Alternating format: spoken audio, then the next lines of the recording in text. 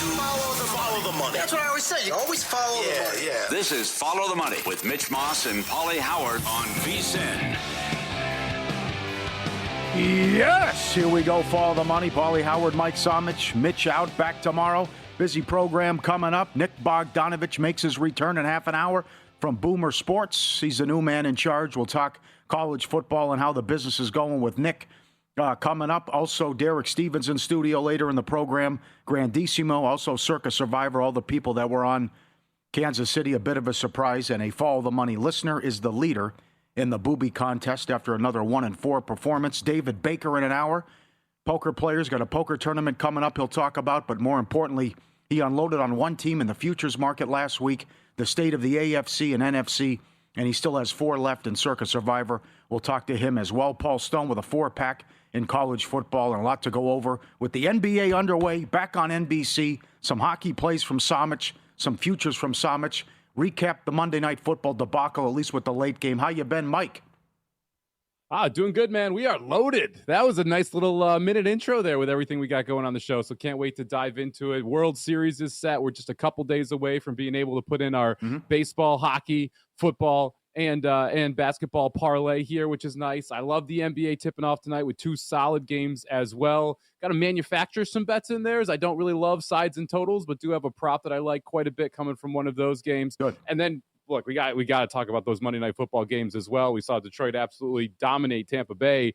And then what was really a mess of a game between Seattle and Houston. Not really sure how good Seattle actually is, even though I want to think that they are a Super Bowl contender. Yes, well said, absolutely. Condolences if you're a Mariners fan or if you had a Mariners future ticket. You're 8 outs away from making the World Series for the first time. I like what John Smoltz said on the broadcast. You can get 6 outs from your closer at any time. It doesn't have to be the last 6 outs. But Wilson wouldn't go to Munoz early. He managed the game like it was a Tuesday in Kansas City in June. In any event, the guys he had trusted let him down, and Wu got the party started with a couple singles that he allowed in the 7th, and then Springer comes in and goes deep. That is a killer, brutal way to end the season. Game 7, in their first ever Game 7, 8 outs away, Mike, from going to the World Series. Springer does it again. They were as high as 5-1 in play to come back. They were 30-1 before the season to win the American League. And now the Blue Jays get back to the World Series for the first time since '93 in a great game. And it's why it's just so gut-wrenching and heartbreaking for what happened. I can't recall a team this good that hit that many double plays in big spots in a huge series like Seattle did as well. Just a brutal way to go down. If you're a Mariners fan, if you're a Mariners backer, you're sitting there, Game 6, you get this all-time rally to be able to win that baseball game. You've got the momentum heading into Game 7.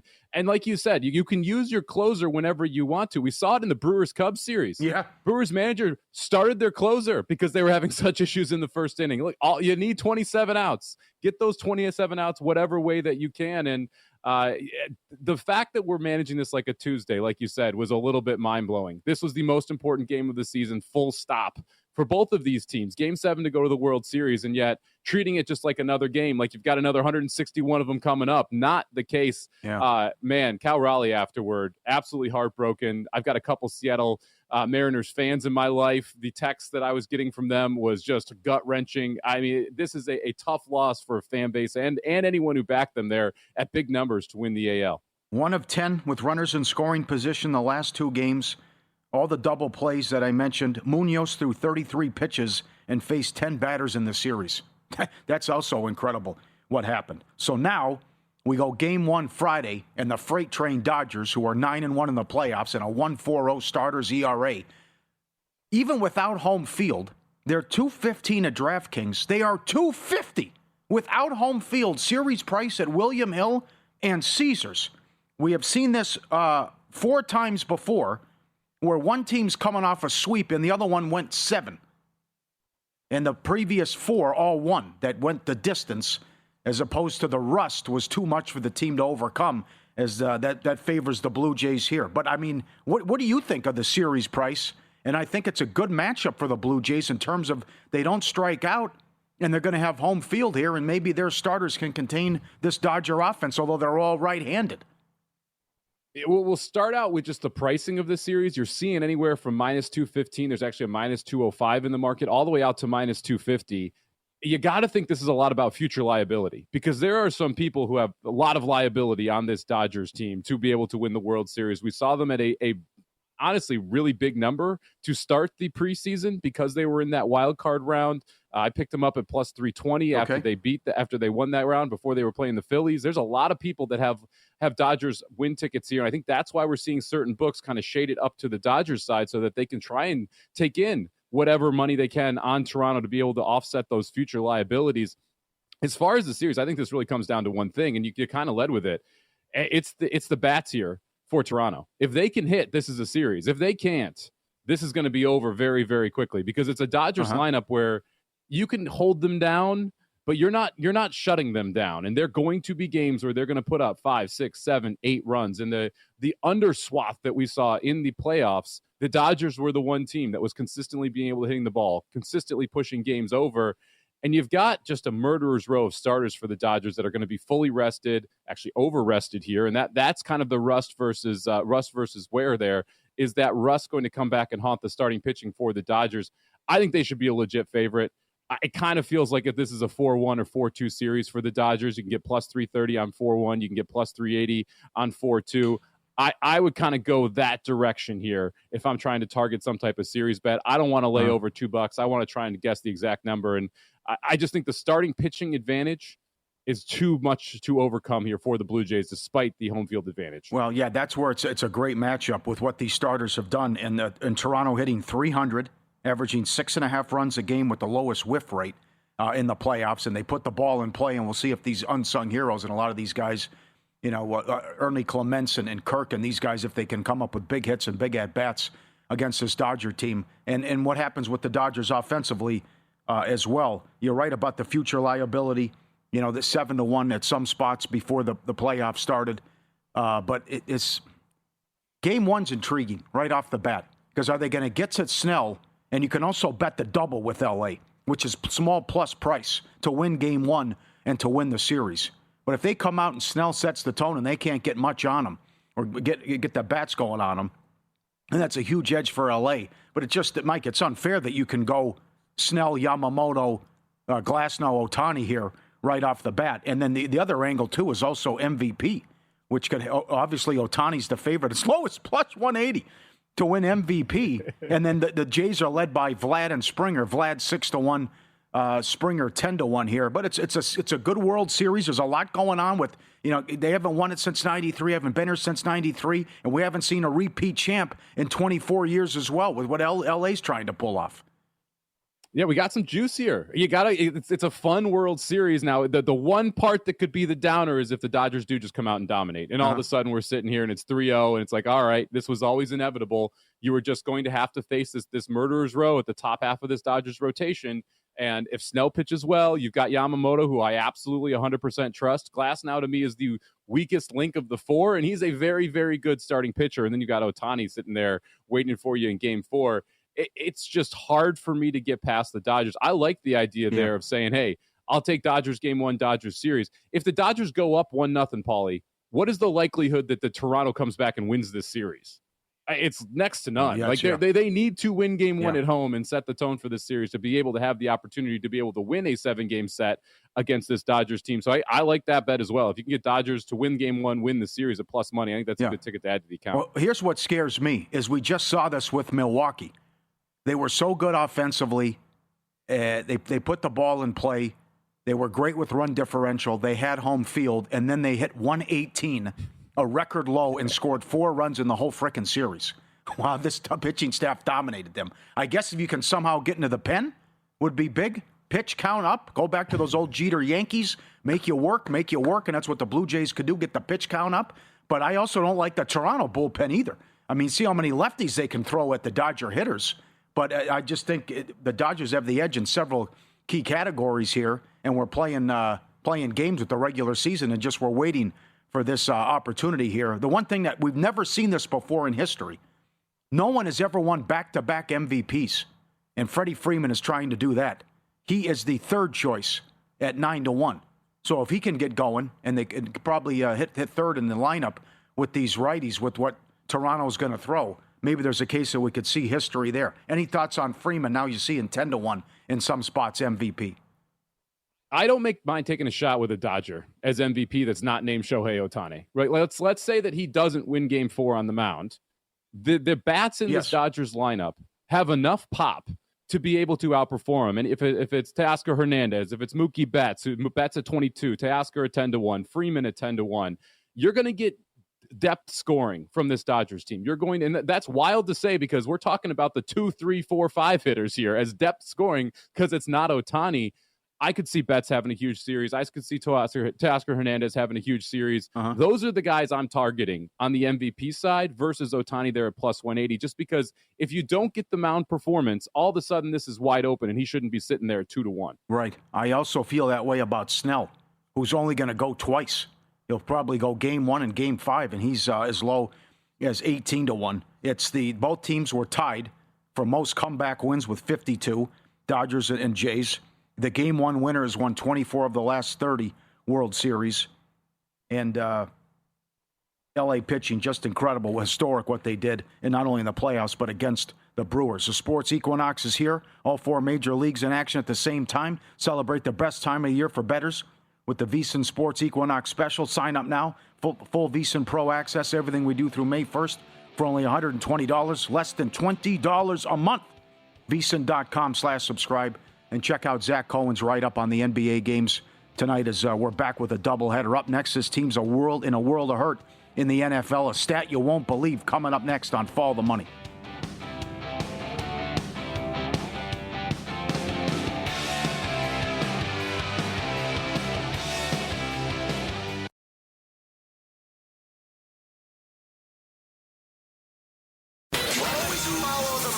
That's what I always say. You always follow the money. Yeah. This is Follow the Money with Mitch Moss and Paulie Howard on VSiN.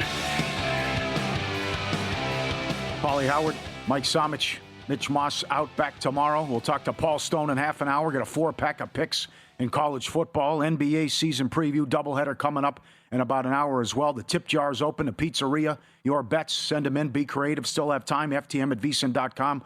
We'll get to that in 45 minutes as well. Always great to talk to David Baker, pro poker player. He's got an event coming up this week. He'll tell you about 4-time bracelet winner, AU David B on X, Gamble Up Pod, Survivor Sweat Pod as well. He's on the Progressive guest line, and he joins us now to talk hardcore NFL and Survivor talk. Great to talk to you as always, my friend. I was on the Survivor Sweat Pod with you on Saturday night, and you said something interesting that last week you started grabbing a ton of Baltimore futures.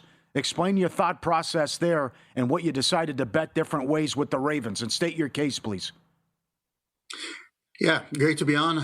Love talking NFL, poker, everything sports with you guys. I think the Ravens. So I wanted to find a way to attack this team. I really like them preseason.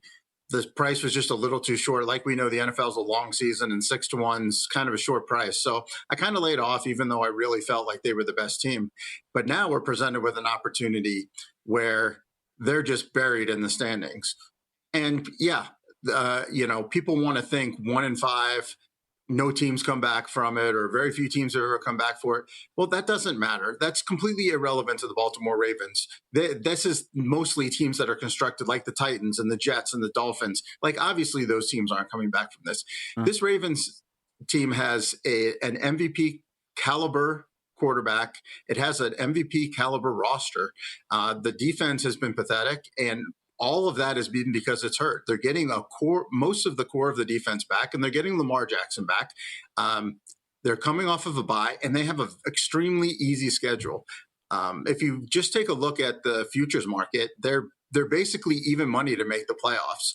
So if they're even money to make the playoffs, and they're 25-1 to win the championship, basically you're getting 12.5-1 once the playoffs start for them to win the championship.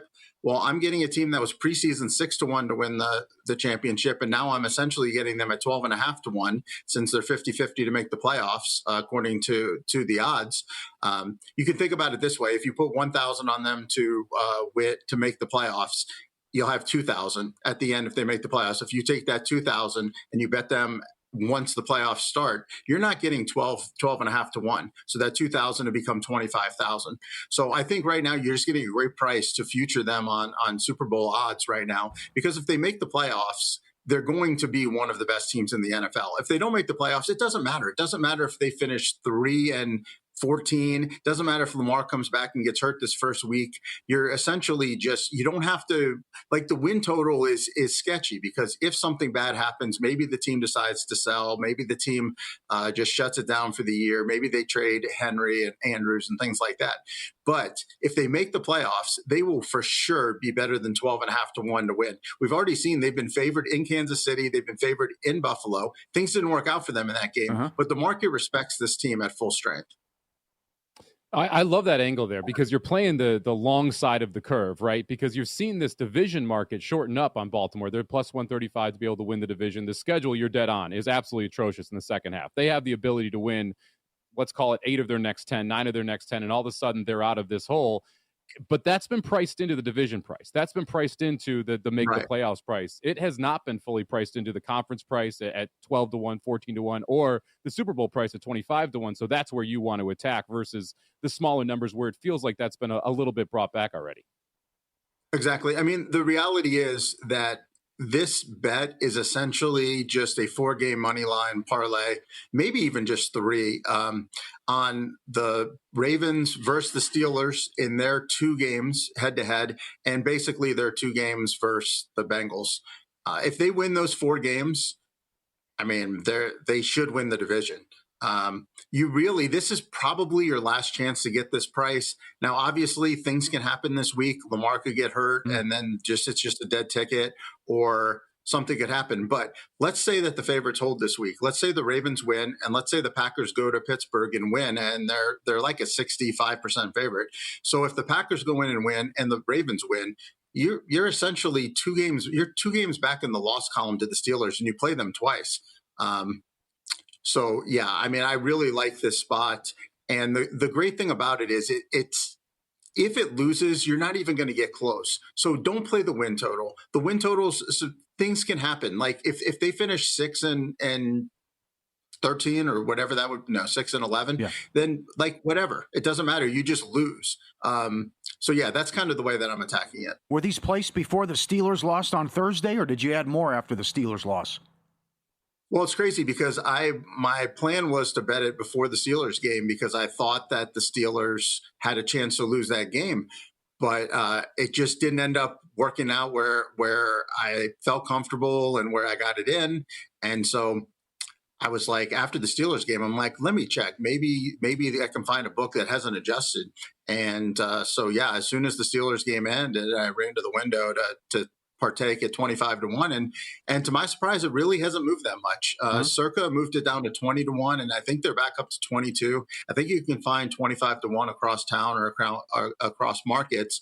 So, yeah, I think you can get 22 and 25 to 1. The conference odds at 12 to 1 aren't bad either. You could just do that, because I got to imagine if they go through the gauntlet of the last 10 games of the season, and then they beat Kansas City and they beat Buffalo in the playoffs, I got to imagine they're going to be a favorite versus every NFC team. I think the NFC is better than the AFC right now, but there's not one particular team that I would take in the NFC versus a full-strength Ravens team.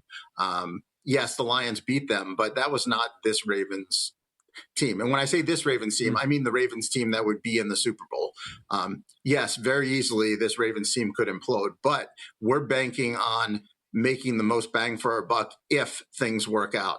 And so you can get 12 to 1, and that kind of just stops you from having to hedge in the Super Bowl, and you just cash out at the end of the conference.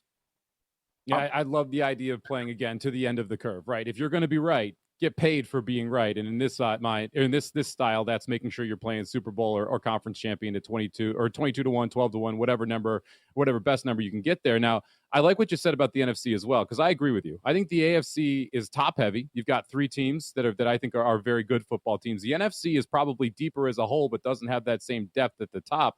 Who do you favor inside the NFC? Have you made any plays like Baltimore in the AFC on the other side of the aisle?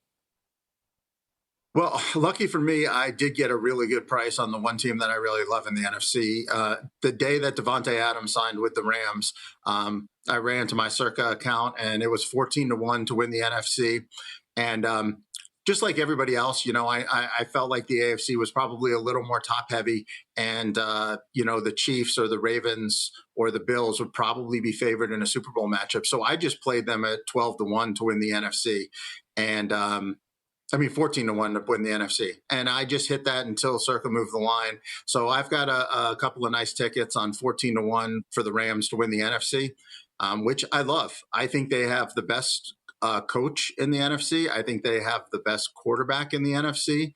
And I think they have the best receiving core in the NFC. Mm-hmm. They're competent on the lines. So, obviously the only issue with the Rams right now is they did lose that game against the Niners, and they really have to go to San Francisco and win that football game to hold the tiebreakers. Seattle's looking really good. So basically, the reality is, my Rams future, although it looks great because I love this team and I love the way they're built, the NFC is so deep and that division is so deep that we really cannot afford any more slip ups. But looking at the schedule, really it's just those division games that I kind of worry. It's, at Niners, if they're a little more healthy, at Seahawks. But, give me the Rams at home versus, we've got the Saints coming up.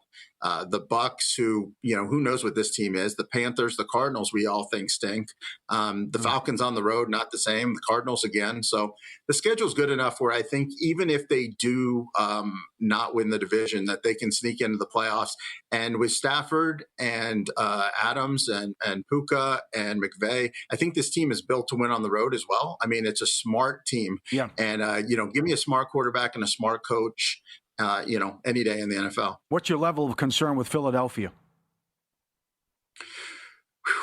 I mean, it's crazy because this is a team that has the upside of winning it all and winning it all going away, and also has the downside of just imploding. I mean, it always feels like we're 1 week away from these guys just sounding off. So I don't know. I do like the Eagles. I'm a big proponent of teams that have very good line play, and although it hasn't been as good as it has in years past, they still do have solid line, offensive and defensive lines. I do trust Hurts more than a lot of people do. I'm not that overly concerned about them. They got a big game they got a big stretch coming up, actually. Packers, Lions, Cowboys after the bye. So we'll kind of get a little bit more feel for this team, but very encouraging that they came out and they played well on offense against Minnesota.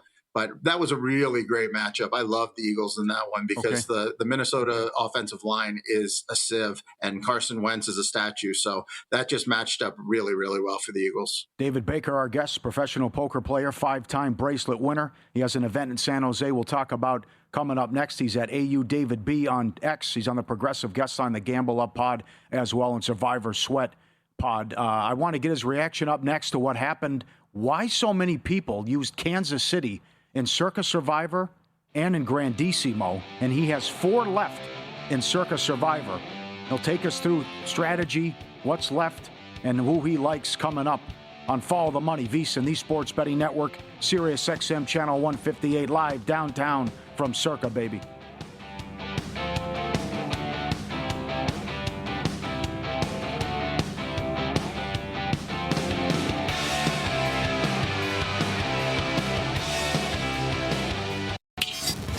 This is Follow the Money on VSiN. Double shot with David Baker. Fun discussion. Jumped in on all these Ravens futures last week that he talked about and recommends Ravens futures as well. Loves the Rams as a big ticket on the Rams. And LA, too, plays away from being undefeated. Mike Somich does the Saturday night show with all the picks that are unveiled. Does a great job with Matt Brown on what comes out with Circa Survivor and Millions. David, were you surprised by how many Kansas City picks or selections were used, not only Circa Survivor, but also Grandissimo, as they're so valuable because they play on Thanksgiving and Christmas? Yeah, I really wasn't as surprised as some people. My projections were a lot higher than other projection sources like Pool Genius and Survivor Atlas and things like that had them a little bit lower. My projection model is basically just me and what I think. But we were talking off camera, but the way that the composition of the remaining people in the pool can give you a little insight to what they're going to take week to week. And last year we found that a lot of the chalk players lost. There was a big chalk go down early type pool. So a lot of the players who found ways to be contrarian were still left. That caused the chalk in later weeks to not be as condensed because those players understood the value of not being on the chalk. Well, this year has been completely the opposite. The chalk teams have gotten through for the most part. Obviously, we have the notable exception of the Cardinals, but a lot of the people who didn't play the Cardinals was solely based on the fact that they had already used them in one of the previous weeks where they also were chalked. So because you have a lot of the chalk that's gone through, I feel like you're going to continue to see the teams that are quote unquote the safest. People are going to play at a higher clip than they would in the Survivor pool, like maybe previous years or maybe future years, just because the safe play has gotten through so often that these guys all feel safe with that. And I think we're going to see that again this week where there's going to be a big condensation, even though there's 9 teams that are 6 points or higher. I think we're going to see a very big concentration on 3 teams because that's just the way that this pool has kind of been playing. And they're all thinking the same mentality of the future value and, chances of losing and saving holiday teams. It's kind of, everybody's kind of moving as a couple of just organisms like through this contest. And until we have, a couple of them get whacked, we're probably going to see this condensation with some of the top picks. It's fascinating to look at last year versus this year. Last year at this point, we were sub 200 people left in Circa Survivor off over 14,000 entries. This year, we have over 4,000 entries left. And I think a lot of it is because obviously the chalk has been winning and you see a high number of people on that. This week specifically, you mentioned 3 teams. 2 of the biggest favorites are the Colts and the Chiefs. A lot of people have already used the Colts to get here. Do you think that everyone with them left is just going to find themselves on the Colts? And do you expect a high percentage on the Chiefs in back-to-back weeks, even with that future value that you discussed? No, I do not think that people will play the Chiefs. I don't think they'll play the Chiefs at all. The people who wanted the safe out used them last week, and the people who didn't play them, it's probably because they used Baltimore in week 2 against Cleveland, and they used a few of them may have used Philly, but I think more of them probably just used Detroit because Detroit is only like 50% owned. So if you've already used Detroit and you've already used Philly, you kind of got to if you've already used Baltimore and you already used Detroit, you've kind of got to save the Chiefs. So I think the Chiefs will come in low. The Colts, I do expect the Colts to be, there's 40% of the people or 39% that have them left.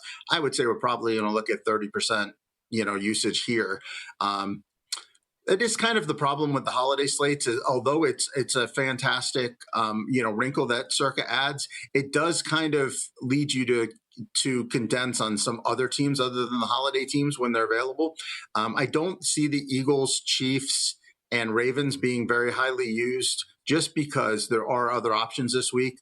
The Patriots, the people who didn't use them last week, they're already targeting them for the Jets or the Giants at home down the line.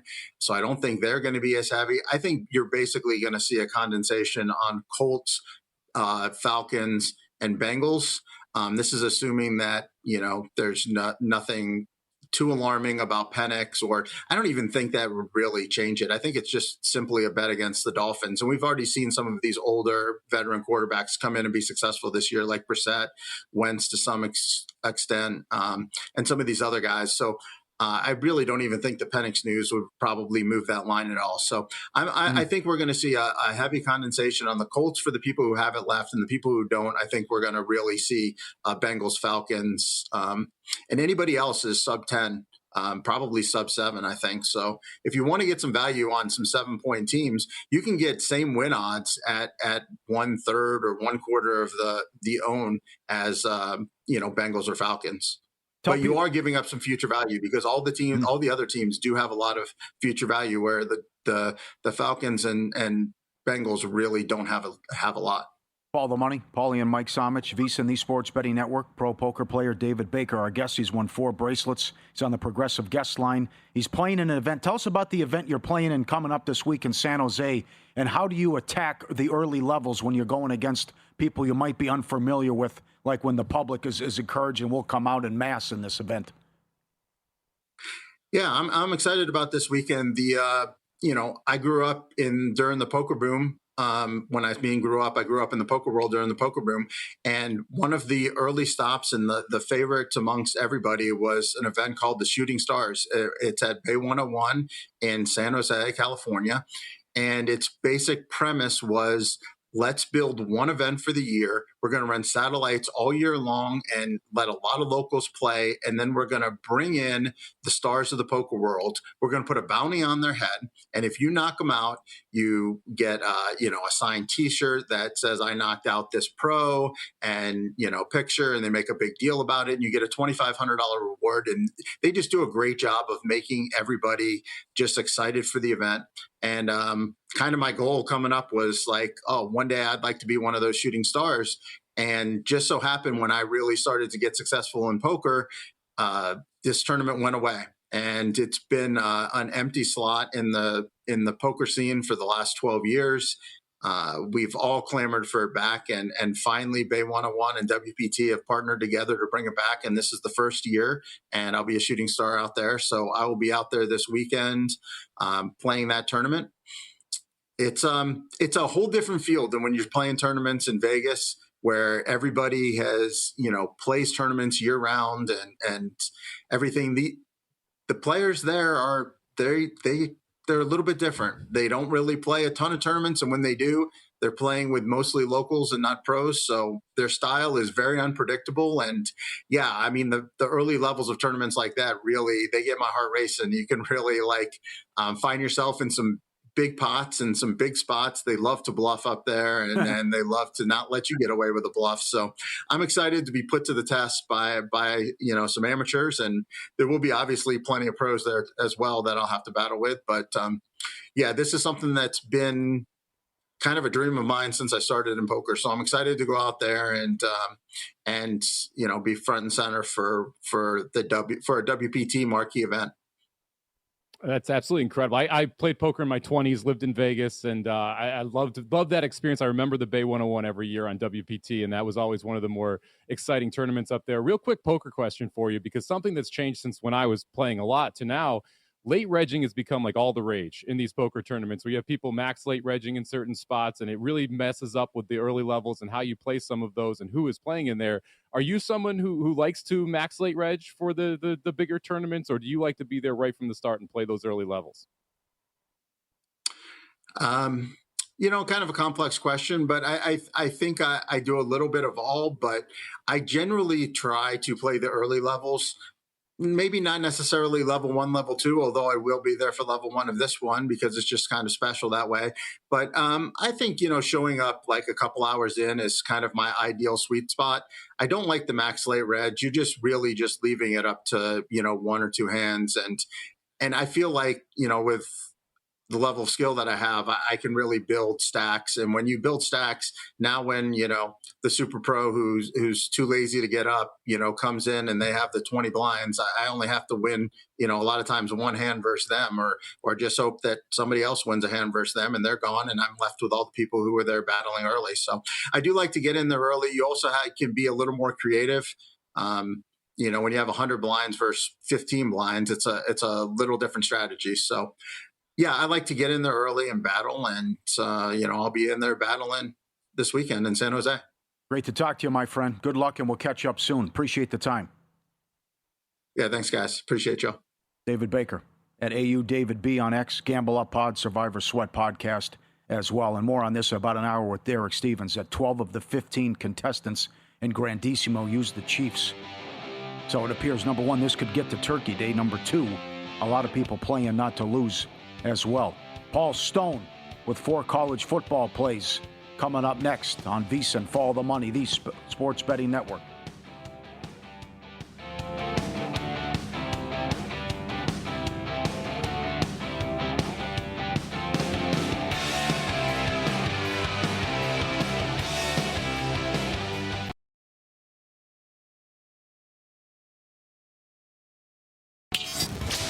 This is Follow the Money on VSiN.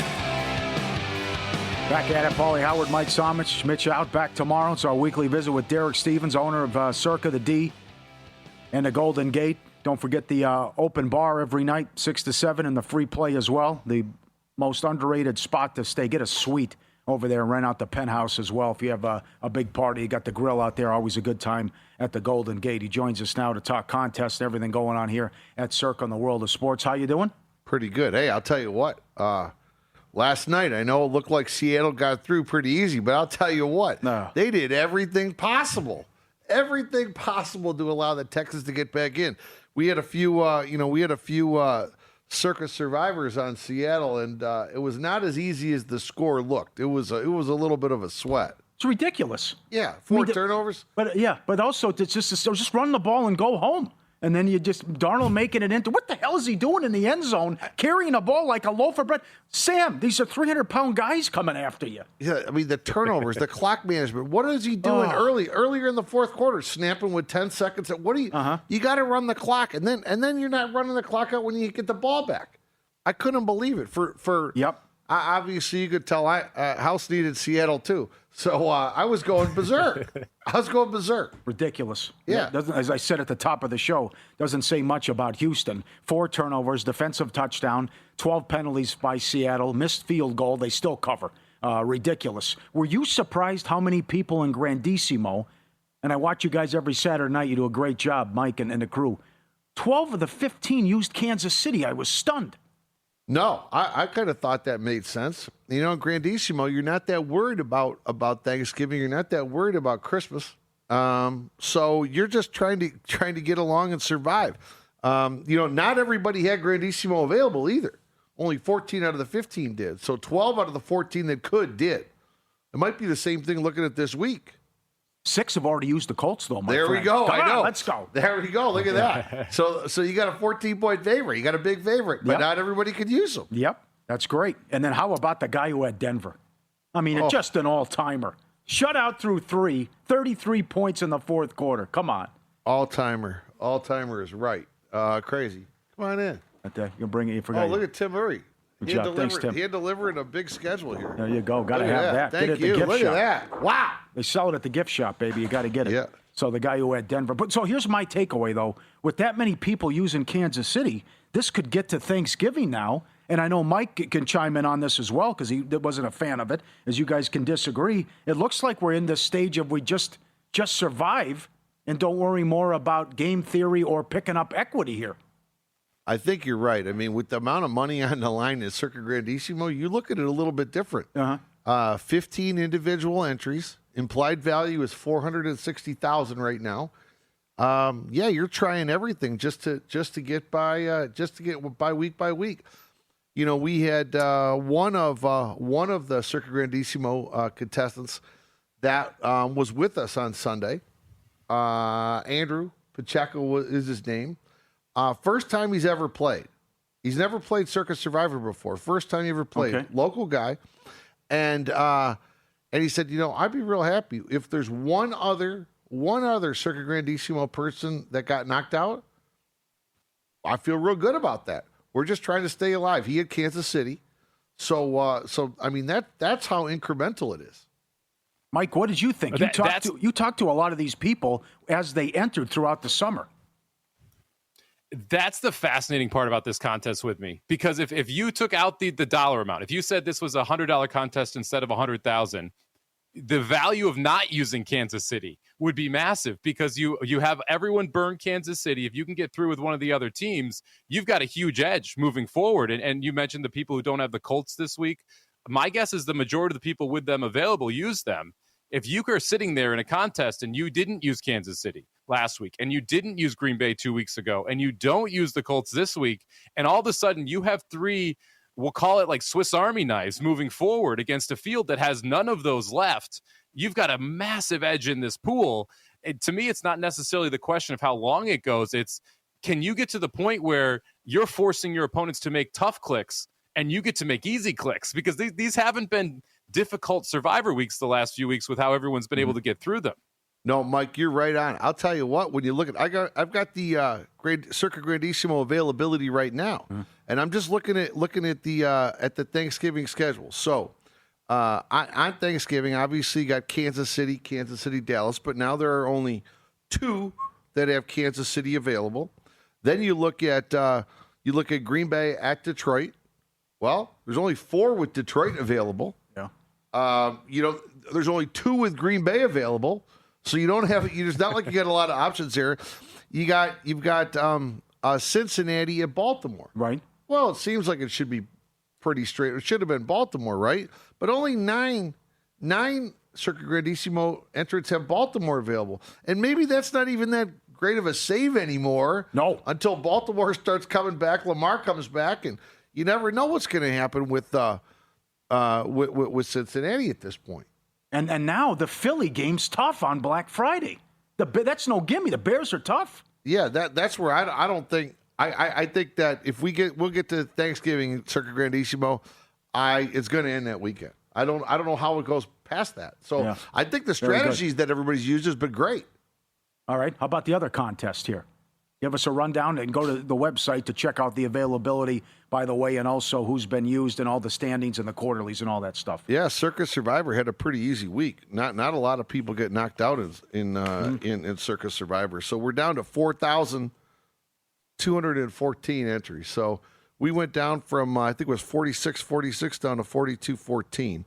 So not many people got knocked out. The biggest team of death last week was Thursday night, was the Steelers. Yeah, surprising. And after that, everybody really kind of got through. Just some near the bottom, but it was okay. Well, once again, what gives here? 19 teams used. Is it going to end? Well, yeah. 19 teams, and we only had 4 no pick. So I guess we're improving.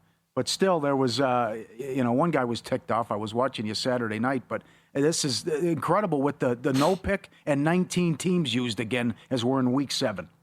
Yep. 19. Yeah, you're right about the no pick. That was tough. It's tough on my buddy Jeff Benson. Yeah, right, Colin. Oh, God. When I see the no pick, I can only dream about, the phone call, the email. No accountability. It's always like, hey, you guys, somehow you screwed me, right? Feel terrible, right? What happened to Private Plane Wayne? I don't see his name up there at the top. Private Plane Wayne came down to earth. He went 2-3. He's tied for third, 26-9. 26-9. But we got two new leaders, Frank James and Potato Kamish, 27-8. So okay. Those two are tied for first. Private Plane Wayne. We're doing a second segment. We right? are. We are going to stick around. Yes, thank you. Yeah, he's part of the second segment. Yes. The story of what happened overnight last night. Okay. Yeah, he is 26-9. And you're telling me on the last place side of things, right? Put it up. Yep, you got to put it up, guys. This is for Derek, and this is got Tammy here. Follow the money viewer since day one. There she is right there, the hot goalie T-shirt. Good-looking fella on that T-shirt there. It wasn't a mullet. It was long hair back in the day in high school. That's Tammy Evans. She is one of your booby leaders. She went 1-4. She's 1-9 in the last couple weeks. That is Evans Catch, I think the name is Evans. But Tammy Evans is your leader in the booby here at Circa. Wow. All right. That's her right there. Decent fan. There you go. Right. Hard to pick the losers, right? But she's doing a great job of it. Very nice. As well. The other thing that surprised me, the Circa Millions consensus has been so bad. 30% coming in this week. It went 4-1. I know. And now it had a hot week. It's unbelievable. Yes. It really was unbelievable to see how the consensus picks have done this year. But yeah, came back with a 4-1 week. Yeah, right. Who would you use this week in Survivor? What do you think? Oh, if I was in Circa Grandissimo? Both. If I'm in Circa Grandissimo, I'm not turning down a 14-point favorite. Okay. Huge that 6 have already used them. Huge. Yeah. So after that, okay. Well then, are you looking at Falcons? Like if you have Atlanta, I mean Atlanta's going to be in the mix. Right. I would tend to think I would feel more comfortable with the Falcons after watching the Dolphins debacle. I feel much better with the Falcons than I would taking the Bengals over the Jets. So that'd be my thought at this point. Okay. And how about that big bet you took on did it hurt that it fell 37? Open 41.5. You still took a big bet on 36, I think. on the Browns game. Yeah, we took a big bet, but it all played out. All played out. All pretty worked good. out? Yeah, I mean, those game the weather reports were a bit exaggerated relative to the reality. So yes, both of the weather games, the Bears game and the Browns game, going over was good for the house. But boy, were we vulnerable on some middles. But it didn't hurt us too bad. Okay, very good. Another segment coming up with Derek Stevens. We'll get to the World Series, Yurfie, their series price, and the sexy matchup with Game 1 getting underway Friday. And I'm going in fresh. He sent in pictures. This is supposed to be an incredible story. He's going to try to get through the story without laughing. This is going to be a good one. I'm on the edge of my seat. And what we're betting coming up in pocket up next, Follow the Money.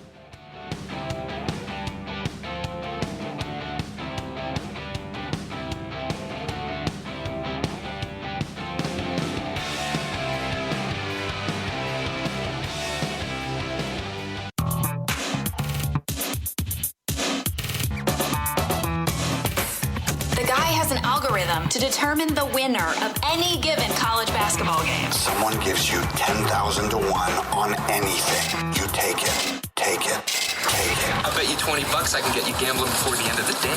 No way. I'll give you 3 to 1 odds. Nope. 5 to 1. Nope. 10 to 1. You're out. All right, split with the Kirby props. He went under the strikeouts, but went over the outs. And I thought Dan Campbell would stick it to the league. We didn't get the Lions in that position, though, where they could run the razzle-dazzle with Goff. I thought he'd try to stick it to the league. Goff anytime touchdown, 15 to 1, no good. And the under in the Texans game also blew up with all the turnovers. Fairbairn does it again, 15-3 overrun. Should be 16-2. We missed one in Jacksonville a couple weeks ago. He's been great, and that prop continues to cash as well. To the new stuff, and the NBA gets underway tonight with a doubleheader. But I got to come here. I didn't know. Circa, thanks for Derek pointing it out. Freeman's 15 to 1 here. World Series MVP. And Thunder and Rockets win the division, $1.25. Warriors over 47.5 wins. Lakers under 46.5. Clippers over 47.5. A good one tonight. Jonathan Davis put me on this. The Seattle Kraken are on a back-to-back. Last year on back-to-backs, they were 0-12. They lost by 2+ goals 11 times, and 11 of the 12 times scored 2 goals or fewer. Incredible. Washington puck line and Washington in regulation tonight with those games. Good luck, everyone.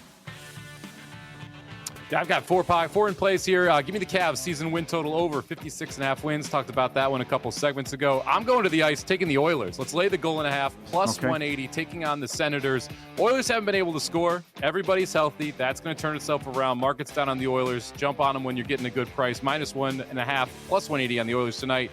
Give me La Tech, -3 against Kennesaw State tonight. This is a La Tech defense that has been able to absolutely dominate their opponents, and they have a good mix-up in the run and pass game. I think La Tech, pretty easy cover at home tonight. Again, laying the 3 with La Tech. And then closing it out here, Shai Gilgeous-Alexander, over 2.5 blocks plus steals tonight for a Rockets team that's figuring out who their point guard is. Very good. Excellent. Good luck, everyone. All right, thanks to Derek sticking around again. I'm going in fresh here. Now, what happened? What happened last night with our friend? Take it away. All right, so this starts on Saturday. So I got two guys.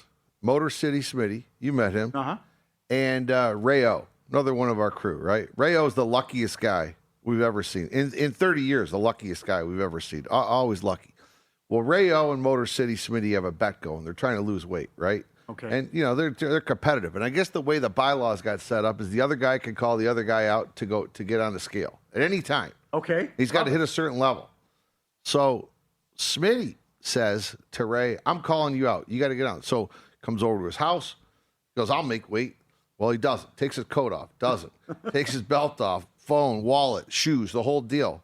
Still didn't make it, but he's close. Takes his watch off, takes his shirt off, all that gets on, still doesn't make weight.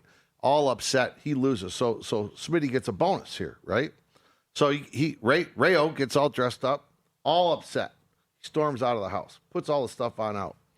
Well, later that day, Smitty's at home. Ray left his watch there, you know, and he had a cleaning lady coming over. He didn't want to leave it, so he put it on. Since he put on that watch, he's 12-0. Has not lost a football bet. He won Saturday. He won Saturday night. Then he won Sunday, swept the board Sunday, swept the board. He's texting us all like, bring your brooms if you're around me. He sweeps the board.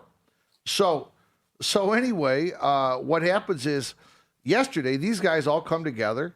They all go to Ray O's house. They play cards out for Monday Night Football. They've been doing it for 25 years. Well, Smitty's like, I don't know. I don't think I can make it. Well, because he doesn't want to give the watch back, right? He wants to hang on the watch. So he's making up a story. He doesn't want to give the watch back. So what ends up happening, comes out, I can't make it. I'm tied up. I got work to do. So he doesn't show up. But he still goes down to the casino. He bets the tickets, and he wins every single bet on Monday Night Football.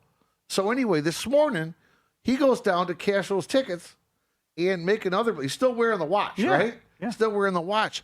And then he jumps on Huff and Puff at MGM in Detroit. And I don't know if you saw, I sent you the picture, but he's betting $5 a spin, $5 a push.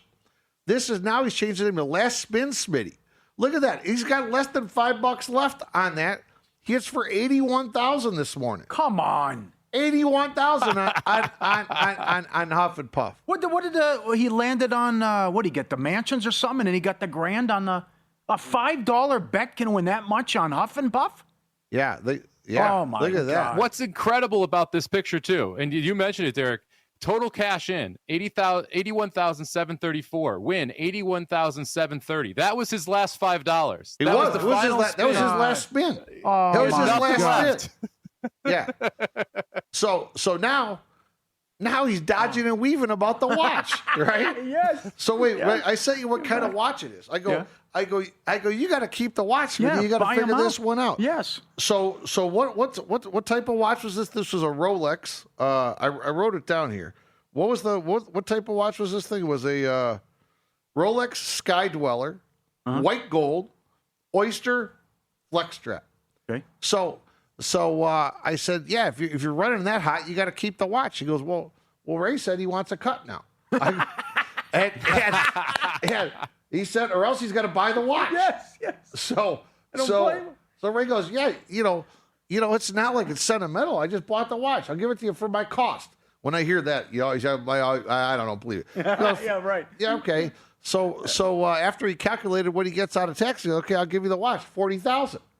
So now Smitty's trying to dodge and weave for like $40,000. He might rent it for another week. I don't know. So I'd rent it too, whatever, right? Yeah, but now Ray's going over to his house tonight to get the watch. He's probably not going to be there, right? Can't be. 100%. You run. You fly to Vegas. You get away from Detroit wherever you can to keep that watch on. 81,700 while he was just going to cash out his tickets for Monday Night Football. And what's the record now? What's the record with picks and props? And if you had everything up, well, he was 12-0 going into Monday night. He bet 2 sides and 2 totals, went 4-0, so he's 16-0. Come on, with the watch, and then he hits for 81,000. 81,000. Thinking I better put a little bit in there in the Huff and Puff. And here's a crazy thing. If I'm the friend, I sell the watch. You just take the watch and right. But once the luck turns, he's So now here's Private Plain Wayne. Right. So Private Plain Wayne and Smitty go down on Sunday morning, and they're playing the same machine. They win in 50-50. They win in partners. They make like $1,600 a piece. They're happy, right? They make $1,600. Well, Motor City Smitty on this morning, he goes in. He invited Wayne to come down. Let's go 50-50 again. Wayne's like, I can't. I got the market open. I'm working. I was a stockbroker. I can't do it. Yeah. So anyway, it cost Wayne $40,000 for going to work. It cost. It did. Yes. Oh my God, that's great. Yeah. We got to get to that later in the week about good luck stories. I'm hoping I get him here this weekend. Yeah. Motor City get him in. flush. Yeah. You got a story like that where you get superstitious, or if you luck like that's incredible. But sure. I wouldn't take that watch off. Same underwear, same outfit, whatever. Keep that. I told Ray, I go, you're in a position of strength. You could demand the watch back. Could. I would take a percentage. Yeah. You're going to get the watch back. Take a percentage. It's a free roll. Absolutely. You're minus 240 series price here. Yeah. Quickly, what do you think? And liability here with Dodgers Blue Jays. Yeah, I think Circus Sports is in a position maybe a little different than others. We have some significant futures liability on the Dodgers. We are big Blue Jays fans here at Circus Sports. We had a couple cross sport parlays from NBA that go to the Dodgers back when the Dodgers were still plus like 250 or something like that. A couple of 5-figure parlays going into Dodgers. Oh, wow. So we're a little biased towards the Blue Jays. So I tell you, I don't want to give out too much of an opinion because I don't think I have a clear mind. What about Dave Ross? Oh, yeah. Was this the last pick of the blackjack draft? He got the Blue Jays? Won $69,000. I think that was really unbelievable. Dave Ross. Yeah, I mean, that's the other thing. I'm rooting for Dave Ross here. This is amazing. There's the ticket. Yeah. He knocked me out on the last hand. Then he advanced into the draft along with the tournament. I don't think his chip count, he didn't do much with the chip count. And then at the end, it's a tough call about who was still left on the board. And at 22-1, he took the Blue Jays. 22-1 on the Invitational. So wait, he knocked you out? On the last hand, yeah. Oh, good. Came out of the last hand, he got blackjack. Hey, you know what? Dave Ross ought to hedge a little bit. Because where he's at right now, the dollar's worth 2-1. He's at Kentucky. He's got to be able to bring a little cash home. Oh, that's great. I love it. Good job. Yeah, that's phenomenal. Thanks, Derek. And send some stuff in, too, by the way, about superstitious or a story that can rival that with the watch. Lucky whatever. Maybe hanging out with Christopher Walken. FTM@vsin.com or tweet at us as well. Thank you, Mike. Thank you, Derek. Humans and Murray up next. Mitch back tomorrow. Good luck tonight. Cash some tickets. Follow the money. VSiN, live from Circa, Sirius XM Channel 158.